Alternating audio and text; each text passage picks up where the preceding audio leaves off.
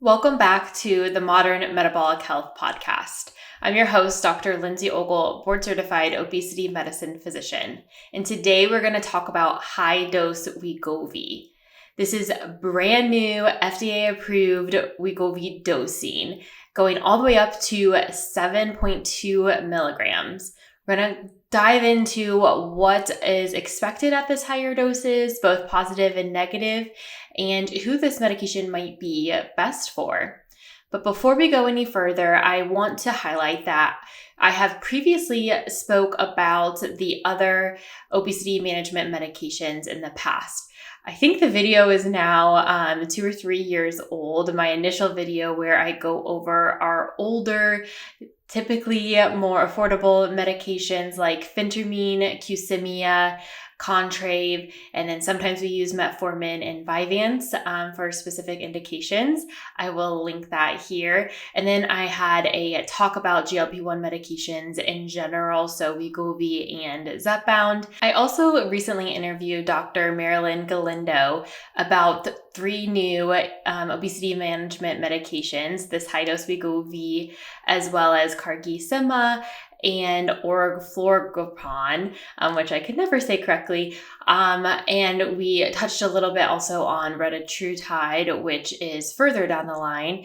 But if you missed that episode, I will link that as well. And that was an overview of those medication options. But today we're going to take a little bit of a deeper dive specifically into high-dose Wegovy. And I chose to do this because of course, I'm excited about new obesity management medication options for my patients, but it also was officially FDA approved in March of 2026, and today, as of recording, it's April 1st, 2026, and we are expected to have this medication or this dose available sometime this month.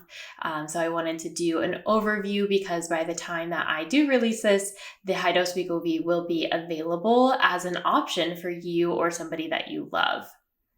So when we are talking about Wegovy doses, previously the doses that we had available started with the initial dose 0.25 milligrams, and everybody should start at this dose and be on it for at least 4 weeks.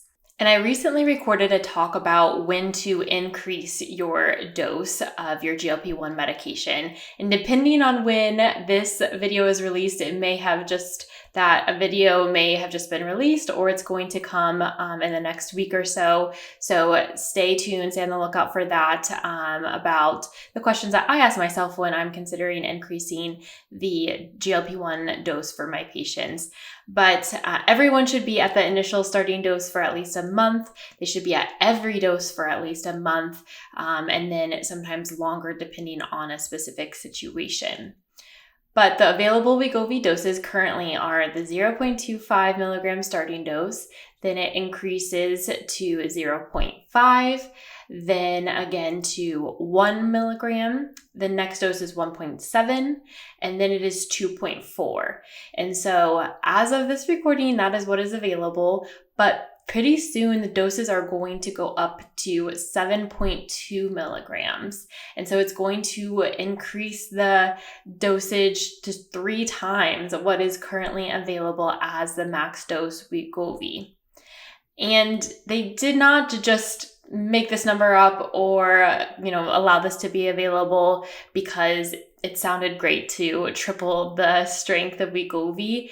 This was studied extensively. The trial that was released, this was a 72-week randomized double-blind trial that compared this higher dose, the 7.2 milligram Wegovy, to the current standard max dose of 2.4 versus placebo. And I really want to take a second here to really highlight something that I don't think everybody in the general public quite understands, is that all treatment arms, so the high dose Wegovy at 7.2, the 2.4 milligram dose Wegovy, and placebo, all trial participants got lifestyle guidance along the way. So everybody was educated on what to do from a nutrition standpoint, an exercise standpoint, sleep, mental health, stress management. Everybody got that. But what we were comparing was when you're doing that lifestyle, what is the difference between lifestyle alone versus Wegovy up to 2.4 and then now Wegovy up to 7.2? And what we found, maybe not surprisingly, is that patients who were on the higher dose Wegovy did on average lose more weight. And what this 72-week study showed is that the 7.2 milligram Wegovy, after 72 weeks, the average total body weight loss was 18.7%. This was compared to 15.6% for the 2.4 milligram dose. And then for patients who were not given Wegovy, they were given placebo, they lost an average of 3.4% of their total body weight. So on average, they did lose weight, even without a GLP-1 medication, without Wegovy, but it was significantly less than the patients who were on Wegovy. I really want to highlight that these are averages, and there were patients that lost a lot more and then lost less. So let's break this down a little bit. So for this 7.2 milligram dose, 31%, so about a third of patients on that dose lost 25% or more of their total body weight. And this is amazing because this is higher than the average for Zepbound at this current moment, and it is starting to approach metabolic and bariatric surgery. So almost a third of patients who are on the Wegovy 7.2 milligram dose are going to lose 1/4 of their starting body weight or more.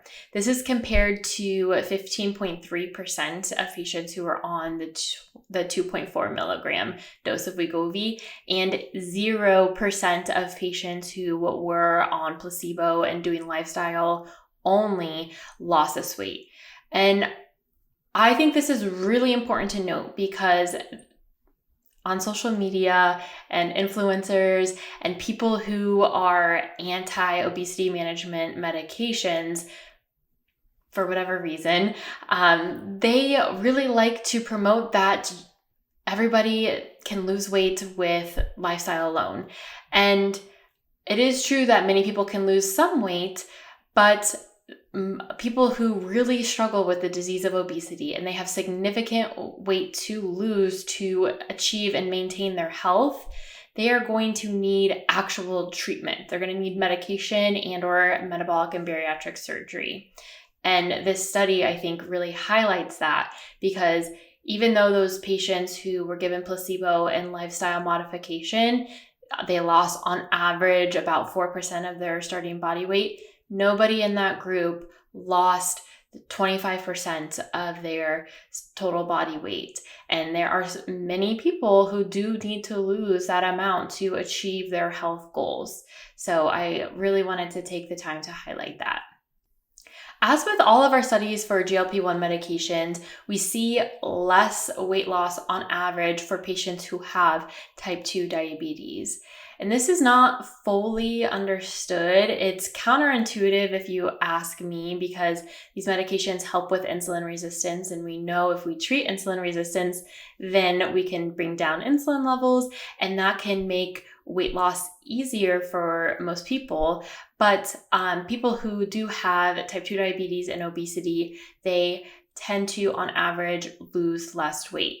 So in a different study that was specifically looking at patients who had type 2 diabetes, and they were on the high dose Wegovy, the 7.2 milligrams, their average total body weight loss was 13% compared to that 18.7% for patients who did not have type 2 diabetes. So one of the theories that may be for this is that patients who have both type 2 diabetes and obesity, they are just further along in their disease process, which makes it more difficult to manage any chronic condition. The further along it is in its process, or the more significant it is, the more difficult it'll be to manage. Same thing here.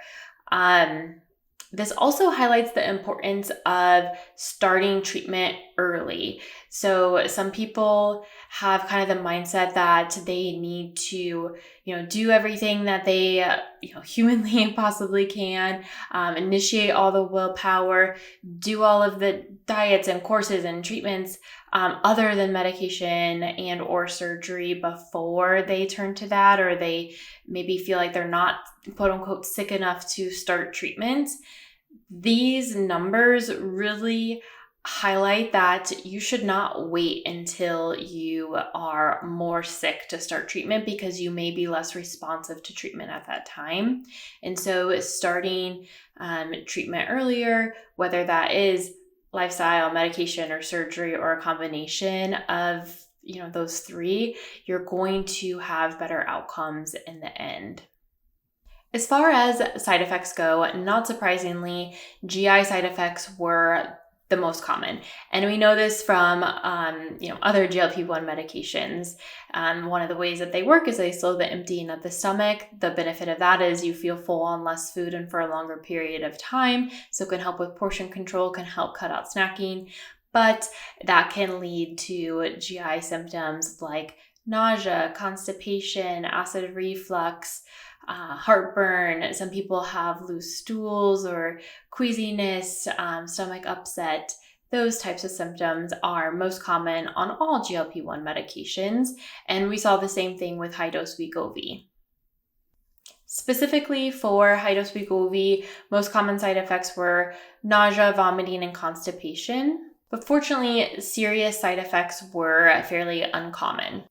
What was interesting and unique about high-dose Wegovy is that in this group, 23% had a pins and needle sensation as a side effect. And this is a much higher percentage of people than we saw previously. Previously, for the Wegovy 2.4 milligram dose, that was about 6%. And then in the placebo group, it happened in 0.5% of people. So almost nobody in the placebo group, 6% in the Wegovy 2.4, and then 23% and the high-dose Wegovy 7.2 had that pins and needles sensation. So that's something interesting and unique to note, that is happening. So if you are one of the people who do decide to try high-dose Wegovy, you can watch for that side effect. Let your provider know if that is happening. So those are the main things I wanted to highlight with this option, with the high-dose Wegovy option.